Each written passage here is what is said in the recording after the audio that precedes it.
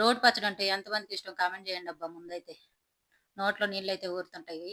రోటి పచ్చడి తింటే మాత్రం. ఇక్కడ కడాయిలో అయితే దొండకాయలేసేసి 4 ముక్కలు కట్ చేసుకొని ఆయిలేసి అయితే ఫ్రై చేసుకున్నాను. ఈ పచ్చడి తింటుంటే నా నోరు ఊరిపోతదసల. నోట్లో నీళ్ళైతే ఊరిపోతాయన్నమాట. అట్లుంటది టేస్ట్ మాత్రం. ఇక్కడ మిరపకాయలు గూడా చిన్న చిన్నగా తుంపేసుకొని దీంట్లో అయితే వేసుకొని ముందైతే ఇవి మగ్గించుకోవాలి. ఇక్కడ చింతపండు గూడా నానబెట్టుకోవాలి చిన్న నిమ్మకాయ సైజంతా. ఇవి కొంచెం మగ్గిన తర్వాత టమాటాలు గూడా ఏసేసుకోవాలి. ఇవి గూడా కట్ జేసుకొని ముందే వేస్తే ఏందంటే టమాటాలు మగ్గిపోతాయి. ఇవైతే అసలు మగ్గవు. దొండకాయ గదా! దొండకాయ తొందరగా మగ్గదనమాట. అందుకని ముందు ఇవన్నీ వేసేసుకొని మగ్గించుకున్న తర్వాత లాస్ట్‌లో టమాటాలేసుకోవాలి. ఇవైతే మగ్గిపోయినాయి. ఇవి కొంచెం చల్లారిన తర్వాత ఇప్పుడు రోట్లో అయితే దంచుకుందాం మనం. ఇక్కడ రోలయితే భలే ఉందబ్బా! అసల రోలయితే భలే తయారైంది నా రోలు. ముందు వీడియోలో గూడా జెప్పా గదా! ఇక్కడ ముందైతే జీలకర్ర, వెల్లుల్లి, కల్లుప్పయితే దేసి దంచుకోవాలి. జీలకర్ర గూడా ఏస్తే మస్తు ఫ్లేవర్ ఉంటది ఈ పచ్చడికి.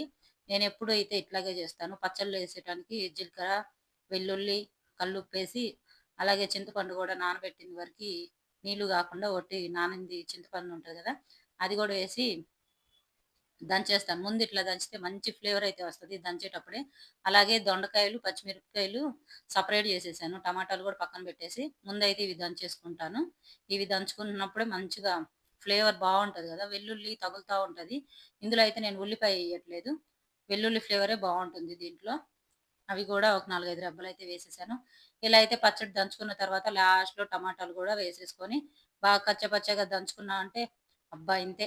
ఇంగ దొండకాయ రోటి పచ్చడైతే భలే ఉంటది. అసలు అన్నంలో తింటుంటే నెయ్యేసుకొని ఎంత నోరు ఊరిపోతదో. ఎంతమందికి ఇష్టం కామెంట్ సెక్షన్‌లో కామెంట్ చేయటం మర్చిపోకండి అబ్బా! ఇలా అయితే మొత్తం దంచేసుకోను. కాకపోతే దంచుకోవడానికి కొంచెం ఓపిక మాత్రం గావాలి.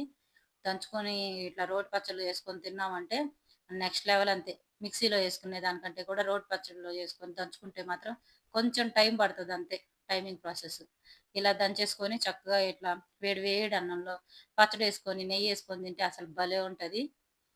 మీరు ఇంతే జేస్తారా? కామెంట్ సెక్షన్‌లో కామెంట్ జేయండబ్బా! వీడియో నచ్చితే మాత్రం ముందైతే ఒక లైక్ జేయండి.